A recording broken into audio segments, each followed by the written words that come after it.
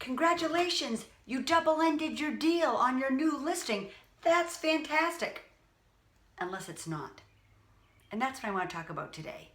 The hanky-panky that goes on in real estate when people double-end their own deals and maybe don't treat everyone fairly. In fact, this is one of the biggest things that ruins our reputation as an industry. So quickly, just to refer back to my last video, I had 4 phone calls of people saying, hey, you're talking to me?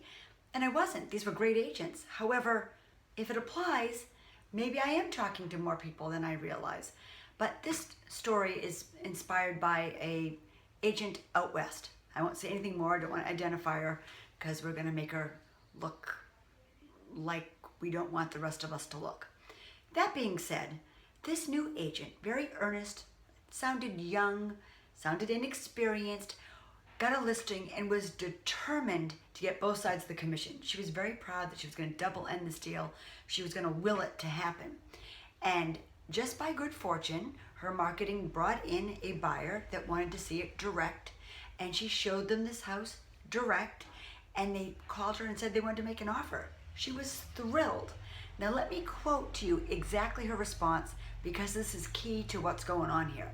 She said, and I quote, "I let them know they were in the right place at the right time because we were just about to move forward with another buyer, but I could put everything on hold for them if they're ready to take action with me immediately." I want to cry. That makes me cringe. Does she even hear what she's saying? In order to get both sides of the commission, try to work out this deal with the buyer she met, she's going to put the other deal that she's in the middle of negotiating on hold. She's going to freeze them out for a while. And this is what she said. She spent the next 2 days getting her lender to find them viable financing options. Apparently they weren't even pre-approved, but she was determined to make this happen. Imagine what must be going on in buyer number one's head and their agent. You know, all of a sudden things go dark. You're in the middle of negotiating. You don't hear anything. You don't know what's going on. What do you think? You think, my goodness, something dreadful must have happened to her. Maybe she's in the emergency room. I hope she's okay. Or more than likely the thought is, that little devil's probably trying to negotiate a deal behind our back and keep us in backup in case it doesn't work out. She's got us on hold just in case she needs us if she doesn't work it out. That's a crummy thing to do to people. Not to mention, her reaction should have been something totally different. Fantastic, you'd like to make an offer. Well, I should let you know what's going on. I represent the seller, and I want to let you know that we're currently negotiating an offer. If you're interested, you should probably act immediately and make something very competitive. And then she could go back to buyers number one and say someone else is interested and make sure to create the best offer for her seller client. Not to mention, it means the best buyer wins. And that's the whole point. So obviously, this agent did not understand the most basic fiduciary responsibility, which was to her listing, her sellers, the homeowners of the house. She was supposed to get them the best terms and money. And the way she was going about it was not going to do that. It was going to line her pockets, not that of the client. After all, we live in a capitalistic economy, but this is a failure of basic macro 101. We're supposed to capitalize on the market for our client, not ourselves. So from there, I think we just need to say this is a disgraceful way to behave, trying to line our own pockets in disregard of our own clients. It's a lose, lose, lose. The sellers don't get the best offer, the best buyers might not get the house, and you're alienating another agent in the marketplace. Very, very bad to do. No winning here, so much wrong. Have you seen a situation where buyers are just crushed and disappointed that they didn't get a house, and then they say, geez, we made an offer and we didn't even have a chance to make our best offer? No one ever came back to us and asked us if we'd pay more.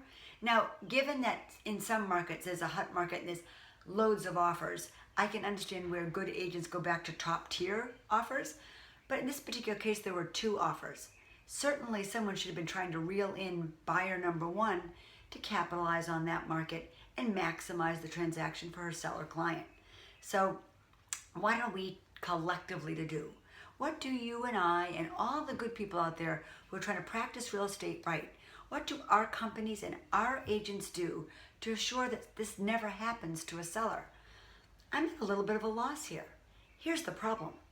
Our code of ethics says that we can't contact the other party because we can't interfere with the contract of another agent. And that's the way it reads, but the way it's interpreted in any training classes I've been to is you can't contact somebody else's client. Well, you know, by not being able to tell the seller that there's no transparency, that there's another buyer who wants the house, that you're getting locked out or frozen or in the dark about what's going on, that seller has no idea that you're still a viable, good candidate, or he can maximize a sale with another interested party. We're actually protecting the guilty in our own code of ethics. They're handcuffs that don't allow us to make sure the best deal is getting done. Now, I proposed this problem in a class I was running last year. And when I said, listen, what do you do when you know that the listing agent is going to sign an offer with another client without giving your people a chance to come up or anything else? And her proposal, and she's a smart woman, was, you know, we don't need to rat her out. We don't need to interfere with her contract. We just need to inform them that there's another interested party. That information alone should take care of itself. That'll keep the accountability in the process. And besides, if the listing agent knew that we had the ability to contact their seller when they're misbehaving, maybe that would keep them in check. We don't need to do this in a disrespectful way. Not looking to do anything but create transparency. I'm not looking to accuse anyone. Maybe there's a legitimate reason we're not hearing from somebody. We don't know what's going on. But when an agent isn't communicating about what's happening, we do suspect the worst. So, what do you propose? How can we keep all agents honest and doing the right thing by their own clients to make this system work better, to elevate our industry? Anyone? Anyone? Bueller?